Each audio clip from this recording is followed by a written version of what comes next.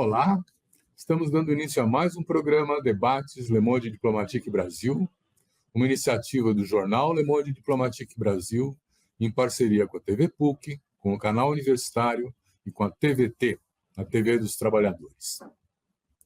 Hoje nós vamos trabalhar uma análise de questões que estão muito presentes no processo eleitoral que virá a ocorrer dentro de um mês e pouco, né? Nós vamos falar da religião e do voto, né? Já sabemos a influência da religião nos processos eleitorais, temos acompanhado isso nos últimos pleitos, né? E agora nós vamos pesquisar, nós vamos conversar com uma pesquisadora, que eu vou apresentar para vocês agora, né? Que é uma especialista na área da pesquisa de religião, na área da pesquisa dos evangélicos, né? E trabalha... Deixa eu apresentar para vocês a Lívia Reis.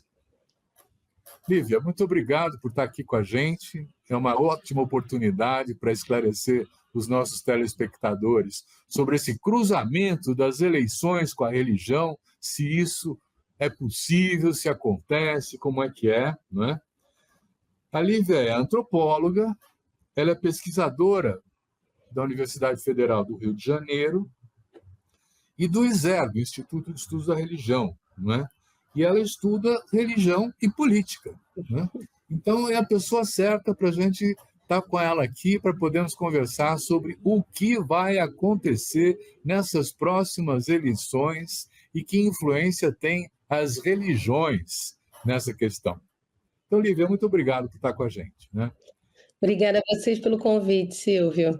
Aproveitando da sua experiência, dessas pesquisas que você tem realizado no ISER, né, eu queria que você apresentasse um pouco para a gente o resultado dessa pesquisa sobre as candidaturas e a identidade religiosa. O que é isso? Que significado tem para as eleições? Você pode contar para a gente? Posso sim, sempre um prazer ocupar esses espaços, né, falar de um assunto tão importante nessa época, né, que a gente vê pipocar aí nos noticiários, referências, né, a importância da religião, ao aumento de candidaturas com identidade religiosa e até o protagonismo mesmo, né, de lideranças que lideranças religiosas vêm ocupando nos pleitos eleitorais no Brasil nos últimos anos, né? Então, quando a gente fala de candidaturas com identidade religiosa, e aí eu vou fazer referência aos dados que foram divulgados, eu acho que na semana passada, pelo Instituto de Pesquisa e Reputação de Imagem, o IPRI, né, que foram coletados lá com o Tribunal Superior Eleitoral, falando das candidaturas, de um aumento de candidaturas com identidade religiosa entre os anos 2000 e 2024. Né? Eles estão afirmando que esse número aumentou 228%. Né? O que isso significa? Que as candidaturas que se identificam de alguma forma como religiosa no nome de urna, o pastor fulano, padre cicrano, as candidaturas que fazem essa referência religiosa, elas aumentaram em relação às candidaturas gerais, né? Então, acompanhando o aumento das candidaturas gerais, ou seja, você tem um aumento de pessoas que se candidatam, mas, paralelamente, você tem um número ainda maior de pessoas que se candidatam fazendo referência à sua identidade religiosa. Como é que se descobre isso? O TSE libera esses dados para quem quiser, né? Você baixa lá no site do TSE, o banco de dados que eles fornecem, e você consegue filtrar, separando, né, por nomenclaturas, né, que fazem referência a pai de santo, mãe de santo, pastor, padre, missionário, irmão. Essas nomenclaturas, você, no nome de urna, você consegue filtrar e ver quem que se candidatou fazendo essa referência religiosa. Por que isso é importante? Porque o aumento significativo desse número, ele indica que é um fenômeno social para ser observado, né? Primeiro, porque ele aponta, ele mostra, né, esse dado, esse crescimento desse tamanho, ele mostra justamente que as pessoas estão apostando na eficácia eleitoral da referência religiosa já no nome de urna, E, por outro, que pessoas, o eleitorado, ele vem... que o eleitorado é mobilizado por esse tipo de referência, né? Então, é uma via de mão dupla. E o que acontece, né, aqui no I0? O I0 é uma organização que tem 54 anos atuando em pesquisas, né, fazendo e organizando e executando pesquisas sobre esse tema, sobre religião política, e nós também olhamos sistematicamente para a relação entre religião e política institucional, né, especificamente. Em 2020 e em 2024, já atentos a esse fenômeno de crescimento, né, de candidaturas com identidade religiosa, depois a gente já pode até voltar um pouco no tempo, né, para conversar sobre como é que isso ganha importância mesmo no debate público brasileiro. A gente já vem percebendo, né, e detectando através justamente de dados que essas candidaturas com identidade religiosa, elas não se restringem àquelas com nome de urna religioso, né? Eu sempre faço uma referência recente, por exemplo, às últimas eleições, eu estou falando de 2022, quando, por exemplo, o slogan de um dos candidatos, né, à presidência da República, e eu estou me referindo ao Jair Bolsonaro, era Deus, Pátria, Família e Liberdade, né, vendo Deus em primeiro lugar. Já tinha uma referência religiosa ali logo no slogan de campanha, né? E aí, se a gente for olhar para os legislativos, para as candidaturas ao legislativo, essa referência ela é muito mais sistemática, né? E o que a gente encontra? Quando a gente está olhando para as candidaturas ao legislativo a partir do I0, um número ainda maior. Se hoje, filtrando os dados a partir do TSE, a partir do TSE de candidaturas que fazem referência à religião já no nome de urna, se a gente amplia qualitativamente, né, esse olhar, ou seja, vai olhando como as candidaturas vão fazendo essa referência religiosa durante as suas campanhas eleitorais, esse número aumenta ainda mais. No I0 a gente chegou em 2020 e em 2024 a um número de 10% das candidaturas que mobilizam a identidade religiosa de alguma forma durante as suas campanhas. E como é que isso é feito, né? É o camarada que está lá e vai pedir uma oração para o pastor durante um culto de domingo, né, já não é permitido, todo mundo sabe, né? A gente já é largamente sabido que isso é uma estratégia eleitoral. Que, embora não seja permitido fazer campanha dentro de igreja, falar número de candidatos dentro de igreja, no púlpito de igreja, os candidatos vão para pedir oração, chegam lá, recebem uma oração da comunidade e aí apresenta um pouco das suas ideias. É o candidato que vai falar que é a favor, né, da família tradicional brasileira, é o candidato que vai defender, inclusive, o combate à intolerância religiosa, porque esse também é um fenômeno que cresce tanto à direita quanto à esquerda do espectro ideológico, né? Não é restrito a um espectro ideológico único, né? Mas são essas as formas a partir das quais a identidade religiosa é mobilizada durante as eleições. Então, dos 10% das candidaturas, né, que mobilizam a identidade religiosa durante a campanha eleitoral, 50% dessa galera ocupa as cadeiras das câmaras, das respectivas câmaras, né? Câmara de Vereadores, ou chegam a se eleger para o Congresso, né? Deixa eu entrar aí, porque essa questão é importante, né? Primeiro, uma explicação do porquê que aumentou 228%, né, as candidaturas que se identificam com religiões. Será que agora deixou de ser um problema se apresentar como um participante de uma religião, da mesma forma como antes tinha que ficar no armário, vamos dizer assim, o grupo LGBTQIA+, quer dizer, que agora aparece e mostra uma quantidade importante? Houve algum tipo de fenômeno social que mostrou a religião como uma alavanca eleitoral? Olha, essa pergunta é boa, porque ela não tem resposta. Que aí, e essa era uma coisa que eu ia falar antes de você entrar com essa pergunta, que eu acho que é importante reforçar aqui, e aí eu já entro num outro aspecto desse fenômeno, que é o fato de que a eficácia eleitoral das candidaturas com identidade religiosa, ela é maior entre pessoas que não mobilizam o nome de urna religioso, tá? Então, por exemplo, aqui no Rio a gente já acompanhou candidaturas de pessoas que se apresentavam, candidaturas oficiais de igreja, né? A Igreja Universal, por exemplo, é uma igreja que estabelece candidaturas oficiais desde a redemocratização, tem uma estratégia ali, né? Eleitoral. Então, o pastor fulano deixou de se apresentar como pastor fulano e hoje ele se apresenta como só fulano, né? Então, Lívia, eu vou completar a pergunta e depois a gente faz um pequeno intervalo, depois você responde, tá bom? Quer dizer, são igualmente impactantes o fato de você pertencer ao catolicismo, às igrejas evangélicas, aos grupos de candomblé. Quer dizer, tem alguma dessas religiões que entrou mais na política que as outras? Enfim, você permita que a gente faça um intervalo agora e em seguida você responde.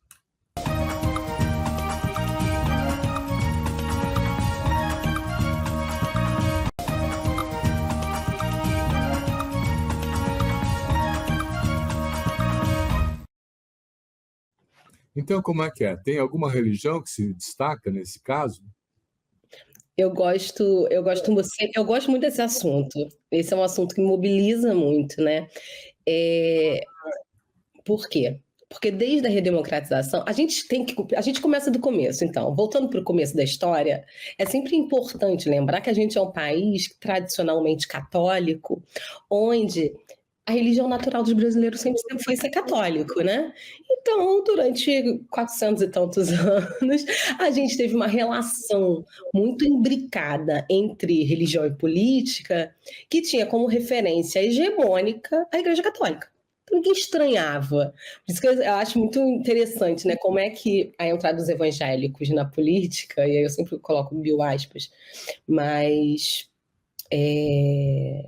porque era um grupo que não existia, né? Foi crescendo muito aos poucos, né? Então é uma entrada na política que também reflete um movimento natural de aumento do pluralismo religioso no Brasil, né? Onde a gente sempre teve uma hegemonia católica e que teve o direito à liberdade religiosa e à pluralidade, ao pluralismo religioso garantidos ali mesmo na Constituição de 88, né?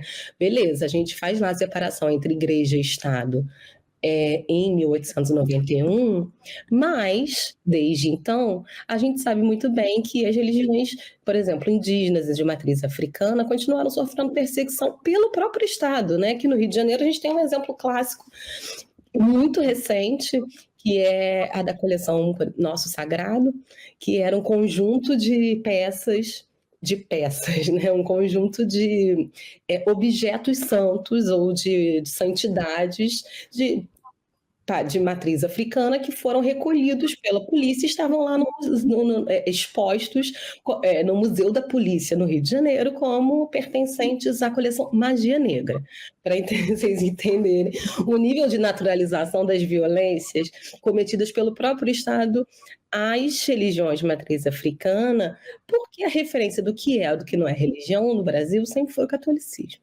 Tudo que não é catolicismo é seita, ou é macumba, é desqualificado enquanto religião. Então, o que de fato garante uma existência igualitária das religiosidades, aí a gente pode botar mil aspas também nessa existência igualitária, porque a gente ainda vê que religiões de matriz africana sofrem mais discriminação do que todas as outras, e discriminações, né, muito violentas. A Constituição de 1988 garante algum igualitarismo, né, para a existência das religiões no campo democrático, né? Então, o que a gente tem também é um reconhecimento do Estado brasileiro de que todas as religiões podem ocupar o espaço público, incluindo a política institucional, da mesma maneira. Então, quando a gente fala da entrada dos evangélicos na política, e isso a gente começa a detectar, né? A partir mesmo da própria redemocratização, quando as pessoas começam, candidaturas, né, começam a se apresentar naquele período de redemocratização como oriundas, né, representando determinada igreja ou determinada religião, elas também começam ali a inaugurar um novo jeito de se fazer política. Então, eu costumo dizer que não é inventar roda, porque quem inventou essa roda aí foi a Igreja Católica, né? É um pouco disputar essa roda, né? O que se estava se estabelecendo ali com a redemocratização era, olha, a gente tem esse bolo aqui, essa fatia vai poder ser dividida para todo mundo agora e quem quiser fazer parte pode chegar. Claro, a gente tem aí 1000 elementos que ajudam a complexificar essa história, né? Por exemplo, as igrejas mais midiáticas, aí eu estou falando de Igreja Universal, Igreja Internacional da Graça, essas histórias são contadas assim publicamente, né? Elas vão entrar, por exemplo, na política reivindicando uma maior... reivindicando mais espaço de representatividade política da população que se identificava como evangélica também no Congresso Nacional. Eles queriam defender seus próprios interesses. Que interesses eram esses, né? Ocupar praça, espaço público, porque isso não era normal, entendeu? Não era normal ter uma marcha para Jesus, como a gente tem hoje, não concessão de televisão. Tem uma coisa, Lívia, que é o fato, por exemplo, da Universal ter criado um partido, né? O Partido Republicano, né? Quer dizer, isso é um projeto de poder, não é uma expansão na sociedade civil. Teve até um governador do Rio de Janeiro, Crivella, né? Prefeito. Ligado à Universal, né? Pastor. Sim, como nós temos representantes da Igreja Católica que também estão nas cabeças de muitos partidos. Eu não estou eu não estou querendo invisibilizar essa centralidade dos evangélicos também no campo da política. Eu estou querendo chamar atenção justamente para que a gente naturalize uma presença católica que ainda é majoritária nesses governos, tanto no Congresso Nacional, tá? A maioria, se você for lá esmiuçar a identidade religiosa dos nossos congressistas, tem muitos católicos, a centralidade ainda do catolicismo nos pleitos eleitorais, ela assusta, porque a gente não olha para isso, não costuma olhar para isso, porque criou-se, né, esse estigma e essa visibilidade em torno das candidaturas evangélicas, e não só das candidaturas, né? Eu acho que é importante falar disso também. As igrejas evangélicas se tornaram um lugar, um locus importante de fazer política institucional, né? E de disputar a eleição. Não é à toa que aí tem o famigerado voto evangélico, que é um termo que também me dá um pouco de nervoso, né? Porque as pessoas não são só uma coisa, né? Os evangélicos são homens, são mulheres, são negros, são brancos, são ricos, são pobres. Tem outras variáveis que acabam influenciando na sua decisão sobre o voto, né? Que não só a identidade religiosa, mas a gente não nega mais, é evidente que a identidade religiosa ela foi se tornando aos poucos um elemento importante de definição do voto. Quando é que isso muda? Isso muda porque não era assim, né? Por mais que a Igreja Universal tenha criado um partido, um novo modo de se fazer política, que era inicialmente mais fisiológico, vamos dizer assim, olha, eu vou entrar ali para proteger os interesses da minha galera, né? Eu quero uma concessão de rádio, uma concessão de televisão, eu quero garantir meu direito de fazer o meu evento público, igual os católicos têm. O início era justificado assim, essa entrada. E até durante muito tempo, isso funcionou, inclusive nos governos do PT, nos primeiros governos do PT, né? Onde os Malafaias e os Edir Macedo da vida, eles eram aliados do governo Lula, né? Vamos lembrar, você falou aí do PRB, atualmente Republicanos, ele foi o último a largar a mão da Dilma lá quando teve o impeachment em 2016. Né? O Marcelo Crivella, o nosso ministro da Pesca, estava lá, né? Depois os ministérios o partido foi o último a descer do barco, né? Mas isso começa a mudar de figura, e aí isso também não pode ser deslocado, descontextualizado né, de um movimento global de crescimento da extrema-direita que não aconteceu só no Brasil, mas no mundo também, e a gente interpreta, né, como sendo um movimento justamente de reação, ampliação de direitos de minorias políticas, e a gente está falando de mulheres, negros, população LGBTQIA+, APN+, enfim, que ali nos anos 2010, justamente no Brasil, estavam no centro de um centro de debate, né, do governo, que podia se considerar ali de esquerda, né, no governo do PT, que estava ali negociando e tentando ampliar direitos de minorias, como, por exemplo, instituir debate sobre educação sexual nas escolas, né? Isso foi fruto de discussão Plano Nacional de Direitos Humanos 3, lá nos anos 2010, e os estudiosos colocam bastante esse marco, né, do ano 2010 como ano de mudança, né? É um ano que a galera fala, olha, peraí, até aqui a gente apoia esse governo, mas daqui para frente não vai dar para a gente apoiar mais, porque mexer com sexualidade, no que a gente tem direito a dizer sobre sexualidade, já é um pouco demais. Mexer no que a gente vai dizer para as nossas crianças já é um pouco demais, né? Ninguém vai... E aí começa essa história de ideologia de gênero, que aí eu lembro mais uma vez, ela é um termo que foi criado pelo Vaticano, pela Igreja Católica, ele vai para o Brasil, ele se dissemina no Brasil, né, muito apropriado por lideranças midiáticas do campo evangélico, mas ele é um termo que foi fundado na Igreja Católica. Então, começa-se a instaurar justamente o que a gente chama de pânico moral, né, a partir mais ou menos dos anos 2010, porque até então essas igrejas apoiavam os governos do PT, né? E aí começa a ser algo que a ganhar mais amplitude, que a gente passa a chamar de agenda moral, né? Que na verdade não deixa de ser também uma agenda pela restrição de direitos de minorias, né? Eu não gosto de chamar de agenda moral, porque ela não é sobre moral, né? Ela é sobre direitos de minorias políticas, né? E aí essa agenda vai ganhando centralidade e passa a ocupar justamente o centro das campanhas eleitorais. E aonde é que esse pânico moral é muito difundido? Dentro das igrejas.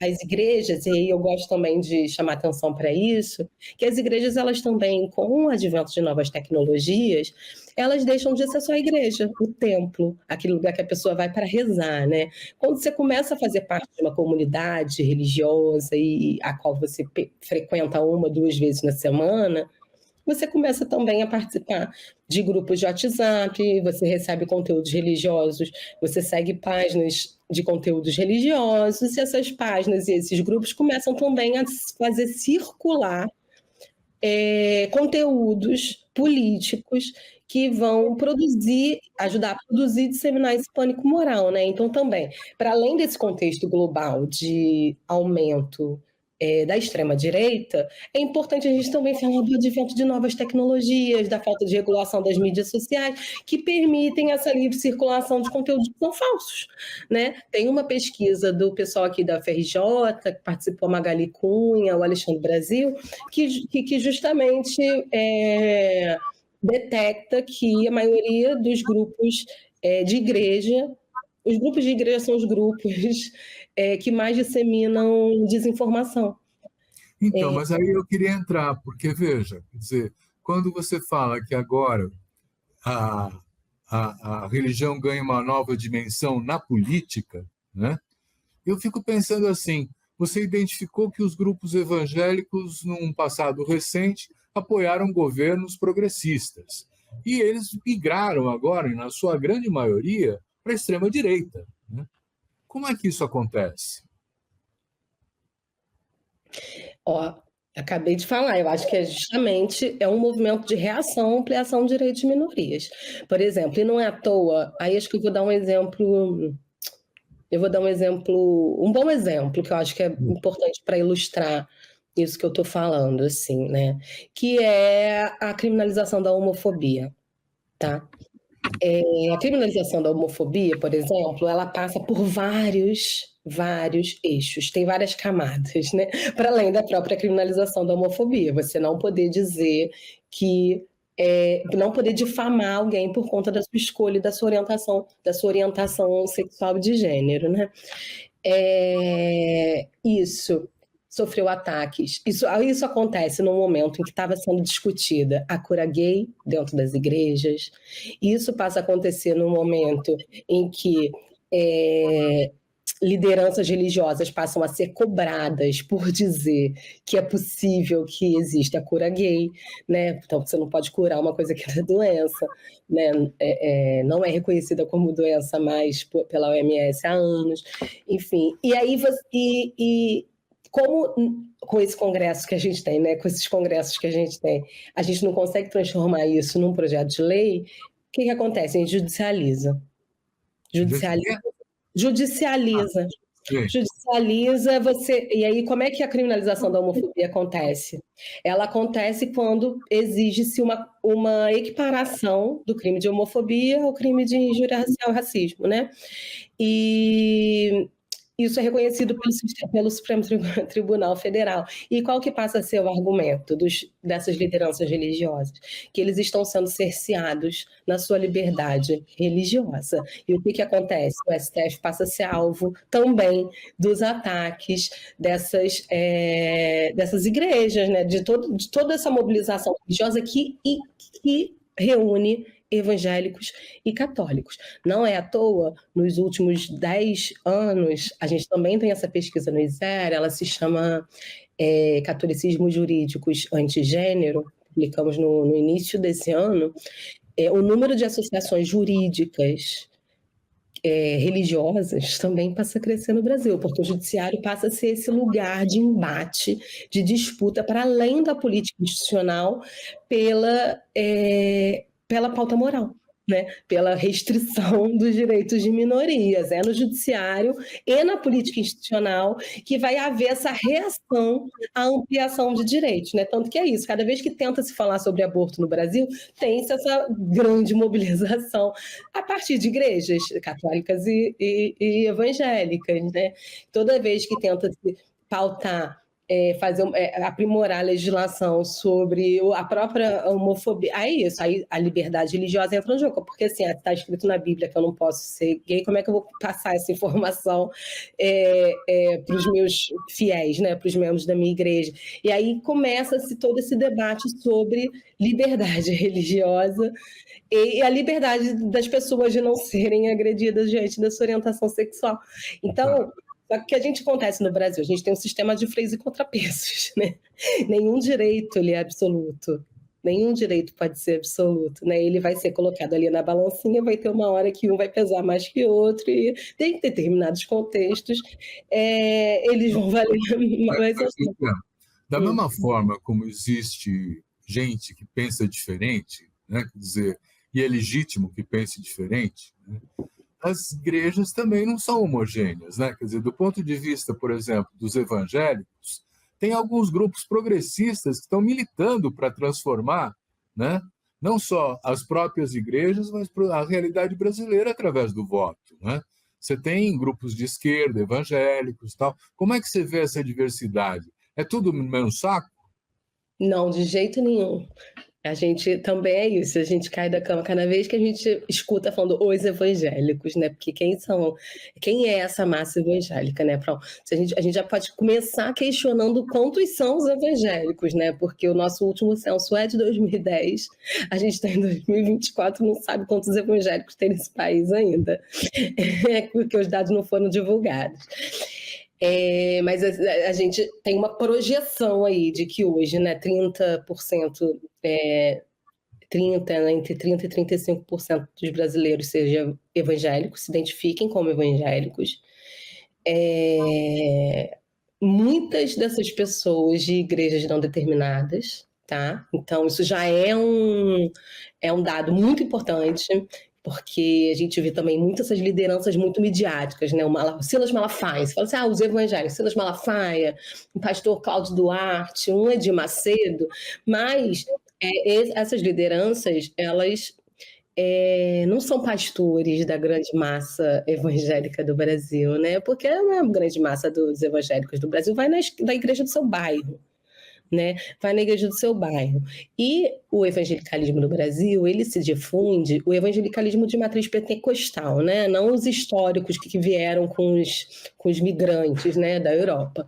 Esse de matriz pentecostal, que tem uma centralidade, né, na terceira pessoa da Santíssima Trindade, que é o Espírito Santo, é o Deus vivo, é um Deus que se movimenta, é um Deus que faz falar em línguas, é um Deus que promove mudanças, é aquele Deus que transita muito rápido, que é o Deus vivo.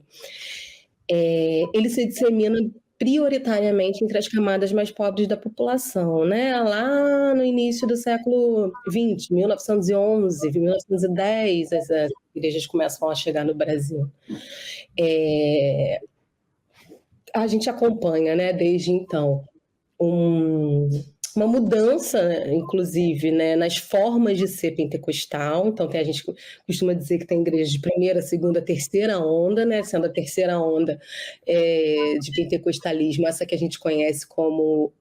Ficou popularmente conhecida como neopentecostalismo, né, que são essas igrejas com muita ênfase nas mídias, na cura, na figura do demônio, que também é muito importante, né, no nosso atual contexto, a demonização do outro, né, das diferenças, dos diferentes, né, porque tudo que não é igual a gente é o demônio, né, de acordo com essa retórica.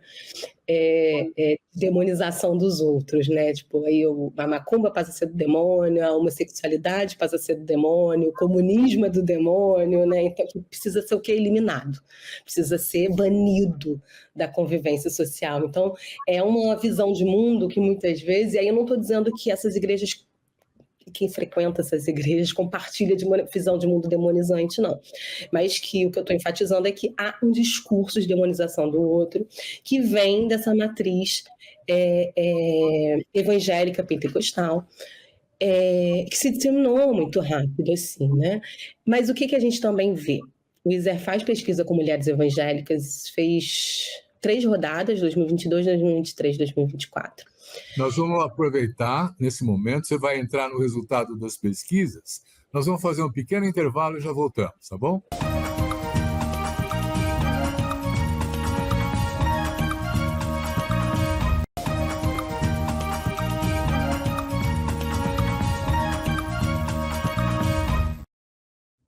Lívia, para poder situar melhor essa história que você vai apresentar para a gente a respeito das mulheres evangélicas, né?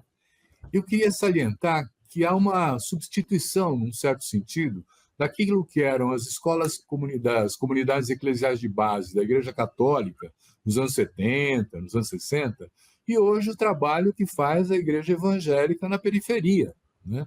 Que oferece condições de sociabilidade, espaços de encontro, o apoio coletivo, enfim, toda uma série de coisas que o Estado não oferece. Lá o Estado é mínimo na periferia, né? Quer dizer, e a igreja acaba substituindo, num certo sentido, algumas coisas, né?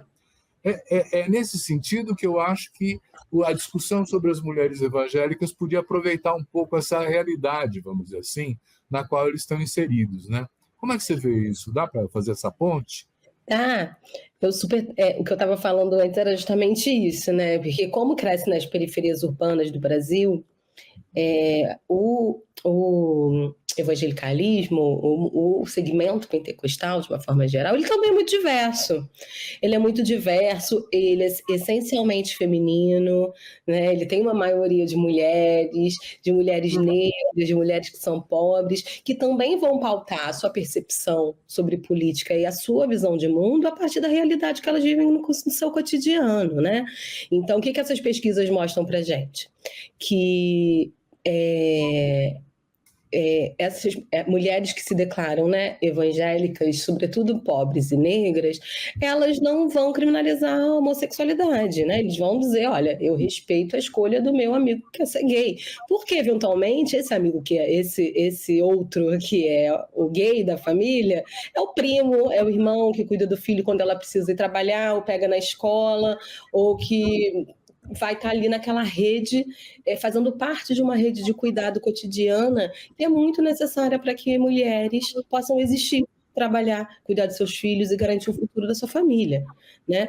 Então, a gente vê, conversando com essas mulheres, que esse pacotezinho da extrema-direita, né, Deus, Pátria, Família, ele dificilmente é comprado na integralidade por pessoas do segmento evangélico. Claro, vão ter exceções, né? A gente vai conseguir encontrar facilmente, sobretudo quando a gente fala de homens, pessoas que vão comprar aquele pacotezinho completo, que é contra a homossexualidade, porque não pode dar mau exemplo para as crianças, quer garantir o futuro, quer garantir uma moral, né, digna para seus filhos. A gente vai ver isso. Mas na realidade que a gente encontra no cotidiano ali, é de pessoas que estão ali revendo, negociando seus valores e o que elas têm de concepção de mundo a partir do que elas entendem como certo e errado diante do cotidiano que elas vivem. Então, por exemplo, a gente tem escutado cada vez mais falar, os evangélicos sofrem preconceito. Você pergunta, olha, você como evangélica, você acha que você sofre preconceito? Elas falam, olha, a gente até sofre, mas não é o preconceito igual os afro-religiosos sofrem, é um preconceito diferente. Ninguém vai lá destruir a minha igreja. Entendeu?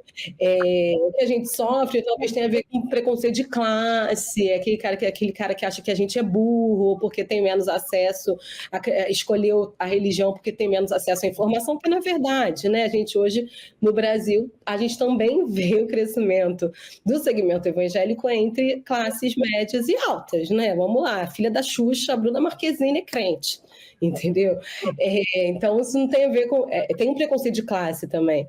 Mas o que eu quero dizer é isso, nenhum pacotezinho desse é comprado fechado por pessoas que precisam ali estar o dia inteiro negociando a sua sobrevivência, o seu cotidiano, que estão vendo o preço do mercado subir ou descer, que estão sentindo na pele as consequências da política institucional nas suas vidas.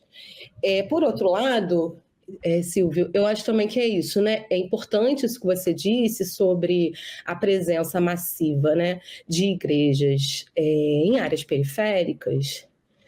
Mas também é muito comum esse discurso de que a igreja só existe porque não tem Estado, o que não é verdade. Desde que o Brasil é Brasil, a relação entre igreja e Estado ela é muito intricada, né?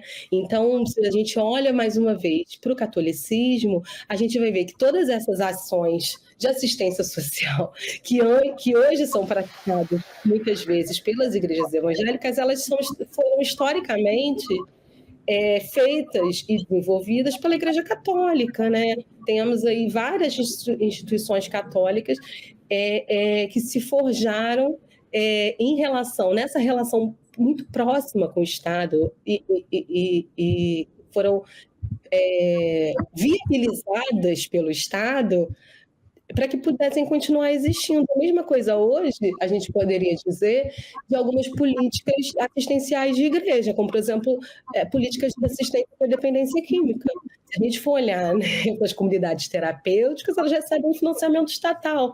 Então, não é só assim. E, enfim, não dá. Se a gente pensar, então, que favelas e periferias são espaços onde o Estado está presente, sim, mas de maneira muito violenta, intermitente, violenta, através de seus braços armados, né, das polícias que chegam atirando, que fazem operações policiais e matam moradores, enfim, é uma presença do Estado que é muito intermitente. Então, ela está ali presente, né? Tem a escola, tem um agente de saúde que vai bater na tua casa e falar para você vacinar o seu filho. Então, o Estado está presente ali de várias maneiras. O que a gente pode afirmar é que ele é insuficiente. Ele é insuficiente, ele não atende todas as demandas e a igreja, de fato, ocupa prioritariamente esse lugar de ajudar no cotidiano de cuidado de muitas famílias brasileiras. E não é só de cuidar, vou ficar com seu filho para você trabalhar, isso acontece também. Mas essas redes que vão se formando a partir das igrejas, né? Mas é onde você consegue formar uma rede que vai te indicar para um trabalho, é onde você consegue formar um lugar onde você vai sentir uma paz nesse mundo corrido que você vive, onde você vai conseguir uma paz e vai ser um lugar onde você vai conseguir, enfim, fica feliz, mesmo que seja durante uma horinha, e isso é o que essas mulheres mais informam, assim, sobre a importância das igrejas nas suas vidas, e isso deve ser levado em consideração. Muito bom. Nós vamos fazer mais um intervalo, e é o último, e depois voltamos.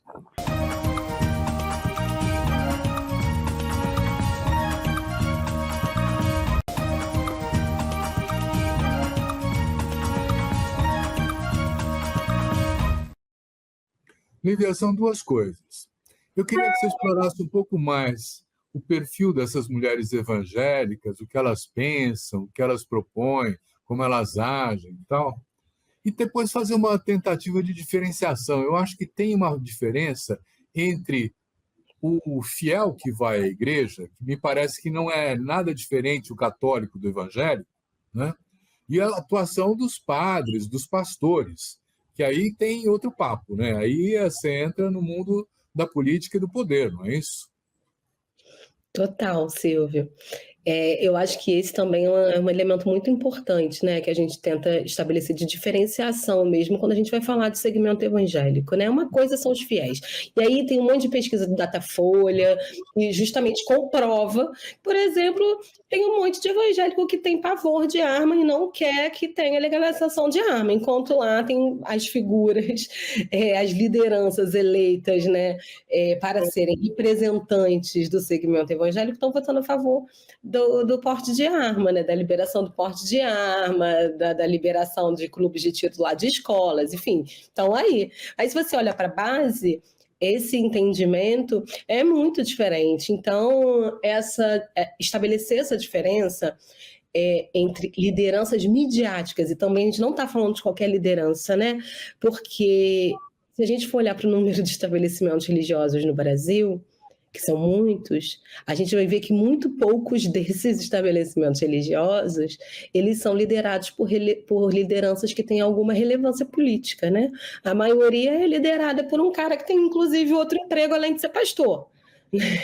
Ele é pastor e mais alguma coisa, não se dedica integralmente à sua igreja porque não pode. E, enfim, então é muito importante pensar nessa diferenciação entre figuras que são lideranças midiáticas, as lideranças que estão aparecendo na mídia, que estão tentando se articular estão tentando se articular a partir de relações de poder, né, de poderes múltiplos. E aí eu não estou falando só de política nacional, né? Se a gente for pensar que as igrejas elas têm muita incidência localmente, a gente precisa pensar também em poderes locais, né? Os poderes, as prefeituras, a Câmara de Vereadores, as polícias, o próprio judiciário, as dinâmicas de violência. Aqui no Rio de Janeiro, então, se a gente for parar para pensar, igrejas que têm de periferia, elas têm necessariamente se relacionar com tráfico ou milícia. Né? Não tem como passar batido, e isso gera impactos, né? Tem impactos para a forma também como as pessoas vivem sua religiosidade. Então, assim, isso eu estou dando exemplos, assim, só para entender o tamanho da multiplicidade que é o segmento evangélico no Brasil. Uhum. E as mulheres evangélicas, essa pesquisa que você fez, o que nós temos mais de dados interessantes que ela traz? Nossa, são muitos. Mas eu acho que o central mesmo é isso que eu gosto muito de reforçar, que é a centralidade do cotidiano como um elemento que vai balizar as experiências, que não é só definir, né? Que vai balizar as orientações políticas dessas mulheres. É o que elas vivem no cotidiano mesmo, né?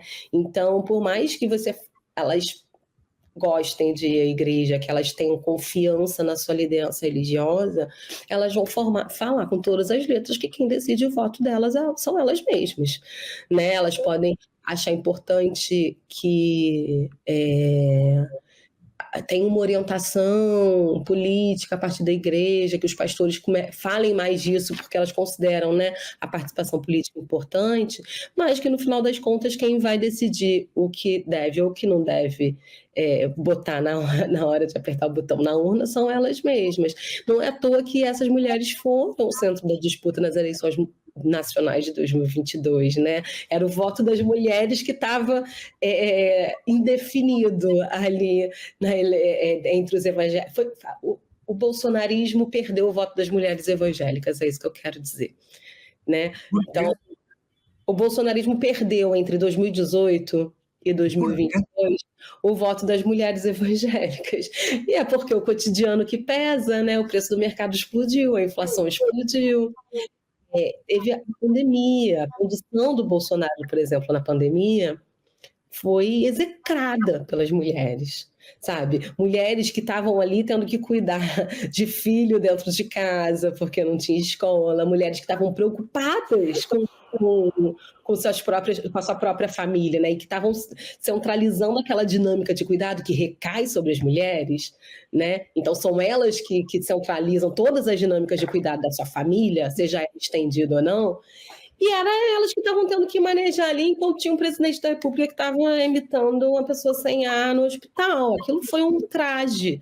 E isso foi mencionado por todas as mulheres que a gente entrevistou como sendo um elemento que prejudicou a imagem do Bolsonaro para elas. Foi a falta de autoridade. Mas aí tem uma contradição, porque você está falando que é o cotidiano que determina o voto, mas toda a campanha eleitoral está em cima de uma pauta moral. Por quê? É porque a pauta moral ela não está separada do cotidiano. Esse que é o pulo do gato, né? E isso que a gente tenta meio que desmistificar. E é isso, entender melhor nessas pesquisas, né? Porque, por exemplo, o que é pauta moral? Né? Já falando, olha, a gente quer defender a família, a gente quer defender a infância, a gente não quer ideologia de gênero. E aí, quando a gente vai perguntar para essas mulheres qual que é a maior preocupação delas e o que faz elas ainda saírem de casa para votar, né? Porque também tem um sentimento, uma expectativa meio negativa, assim, em relação aos futuros possíveis, né? Sobretudo se você é pobre no Brasil. Então, se você ainda sai de casa para votar, é porque tu tem filho. Porque tu quer deixar um futuro, um Brasil melhor para esse filho. E aí, onde é que a extrema-direita atua também muito? É explorando essa perspectiva de futuro a partir dessas pautas morais. Então, quando ela está falando, olha só, tem aqui uma ideologia de gênero que a esquerda e o comunismo querem implantar, isso é perigoso para o seu filho, não é porque ele é ser gay. A gente respeita ali a escolha dos outros. A questão é que isso sexualiza crianças, isso aumenta os casos de abuso sexual infantil, e aí, assim, ignorando dados, né? E a gente ignora, por exemplo, nesse discurso, que os casos de abuso sexual infantil, eles são... mais de 80% dos casos de abuso sexual infantil, eles são dentro da casa das próprias vítimas, né, feitas por seus próprios familiares. Então, assim, são discursos que aí, esses sim são contraditórios, sabe? Porque eles exploram um lado, o lado que eles querem explorar, porque produzem pânico moral para essas mulheres que estão justamente preocupadas com os seus filhos, com o seu futuro da sua família, com alguma expectativa de futuro. Então, se você fala, olha, isso vai sexualizar o seu filho, entendeu? Isso vai deixar seu filho mais vulnerável a sofrer um abuso sexual em outros lugares. Isso vai deixar uma mãe aterrorizada. Então, isso não é falado em cima, quando a gente vai falar de pauta de campanha, mas essas mulheres entendem dessa forma. Por isso que ganha tanta dimensão.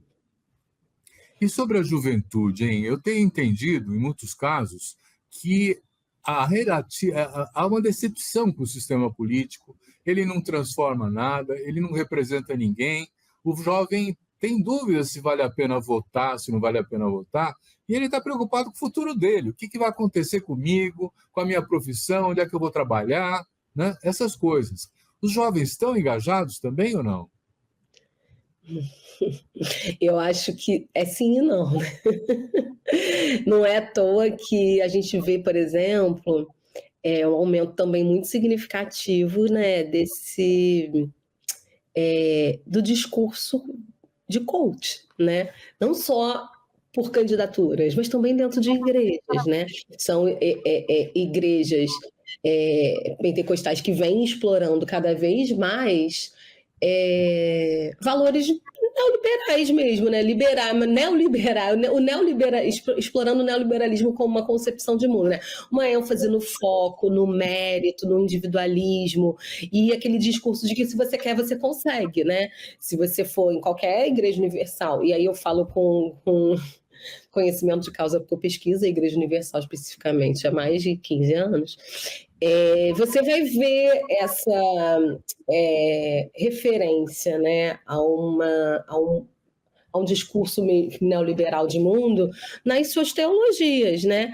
Então, a juventude, ela é mobilizada pela ideia de que se você se esforçar, você consegue. Que é o que se vê também em muitos discursos de coach, né? Que você tem que se esforçar muito, que você tem que sacrificar, uma ideia de sacrifício que não é uma ideia de sofrimento, necessariamente, né? Uma ideia de sacrifício como uma oportunidade de crescimento. Isso é muito explorado dentro de igrejas, isso é muito explorado por coaches religiosos, por pastores, por coaches de maneira geral, e vem ganhando, e vem sendo difundido muito rapidamente entre a juventude, que vai passar a acreditar e a confiar e a votar em candidaturas que apresentem essa concepção mais neoliberal, né, de mundo como uma plataforma de campanha e de econômica, né, como uma plataforma econômica, né. Não é à toa que a gente vem no Brasil também acompanhando justamente essa supressão contínua de direitos, sem nenhuma resistência, nenhuma, né, imagina, mas com pouca resistência popular, né? Porque essa, por exemplo, é uma pergunta que a gente faz na pesquisa das mulheres, né? Se elas preferem trabalhar sendo empreendedoras ou se elas querem carteira assinada, e apesar de todo mundo gostar de ter esse direito, essa ideia da autonomia do trabalho do trabalho autônomo, ele é muito explorado e valorizado dentro das igrejas, né? Tem-se o trabalho em regime CLT como associado meio que a uma escravidão. O trabalho que vai te impulsionar para a riqueza, para a prosperidade, para vencer na vida, é o trabalho autônomo, é você se tornar um empresário. Então, não é à toa que a gente tem culto de empresários, aposta no empreendedorismo, e a juventude é facilmente cooptada por essa promessa de futuro, onde direitos sociais são completamente suprimidos e há uma aposta nessa ideia de mérito individual, onde é o self-made man, né? Que você vai vencer por suas próprias pernas. Então, mas você sabe que eu tenho ouvido, assim, às vezes, até de gente que mora nas favelas, na periferia, que ou o filho vai para o tráfico ou vai para a igreja, quer dizer, não tem outra opção, né? Quer dizer, como é que é essa... Porque você está falando de um empreendedorismo que é uma fantasia, quer dizer, muito poucos conseguem esse sucesso, né? Mas eles estão pensando isso meio que encaixados dentro da igreja que oferece essa visão de mundo para eles. Quer dizer, se nós abstrairmos isso, nós vamos pensar assim, de fato, a juventude está com opções reais ou isso não é verdade? Quer dizer, a igreja é uma fuga para garantir um espaço protegido? Eu não diria nenhuma fuga, a igreja é uma ferramenta de fato.